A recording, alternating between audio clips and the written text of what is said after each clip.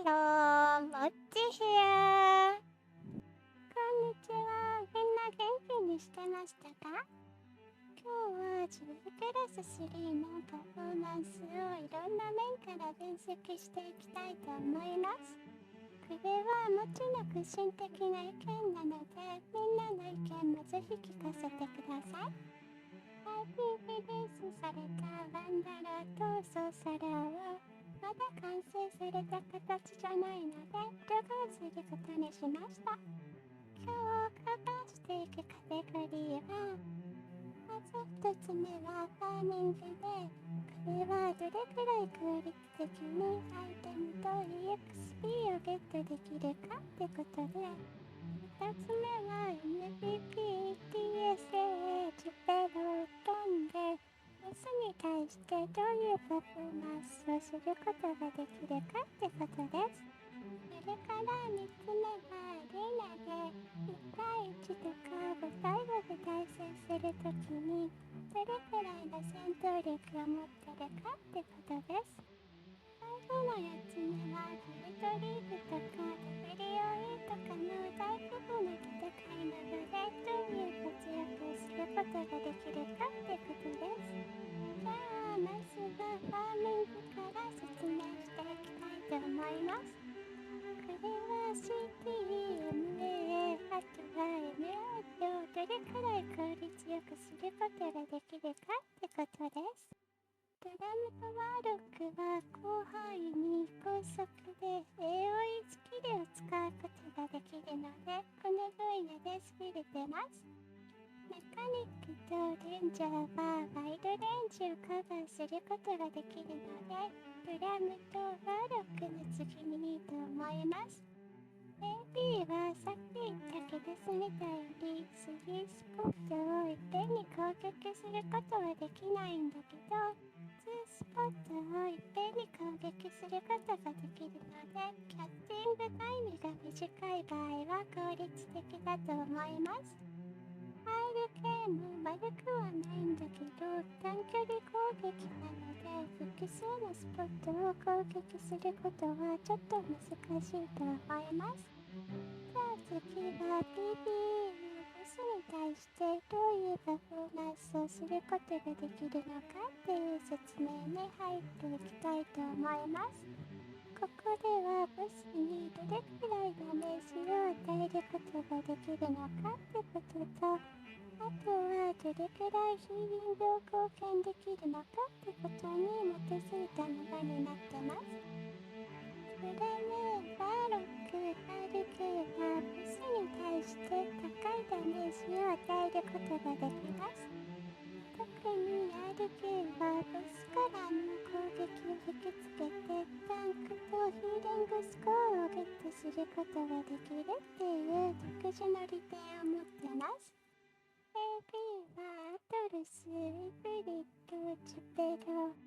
あとはフレアとかのハイティアのボスに対して役立ちます。メカニックはバフ役として優れてて、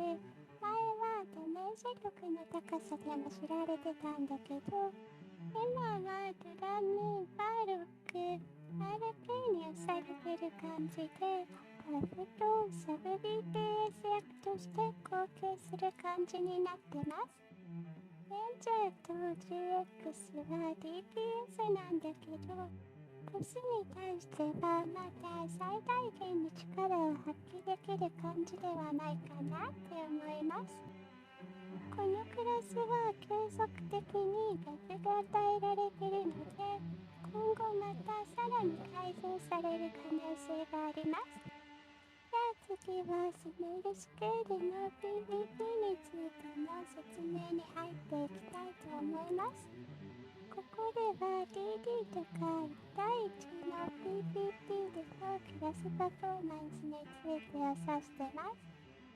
ワーロックと RK は高いバーストダメージとか短期差とか、あとはブリンクスがあるので最適だと思います。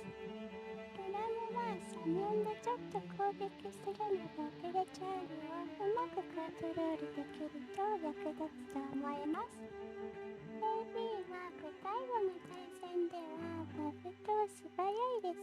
役立つと思います。メカニックはサブ DPS バフ、それからクラウドコントロール役として貢献することができます。レンジャーは PvP において継続的にバフがもたらされているので、プラムに対して有効的で、最近は PvP での生産率が高くなってます。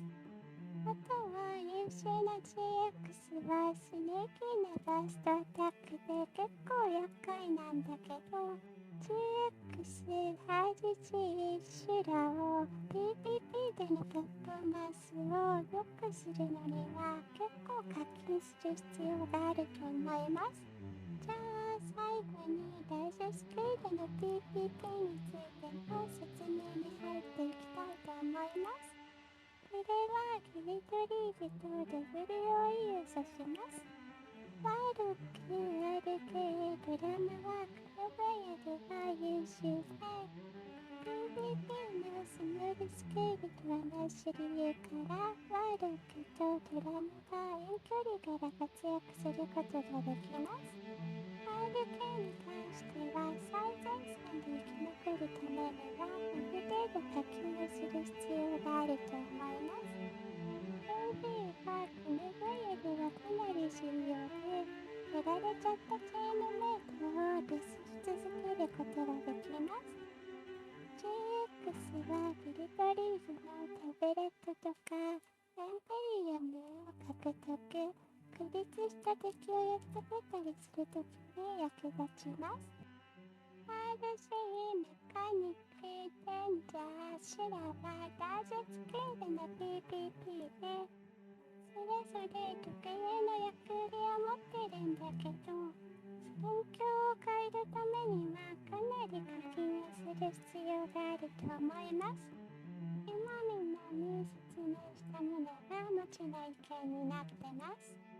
今みんなに説明したものの中で何か買いたいものがあれば理由と一緒に教えてください。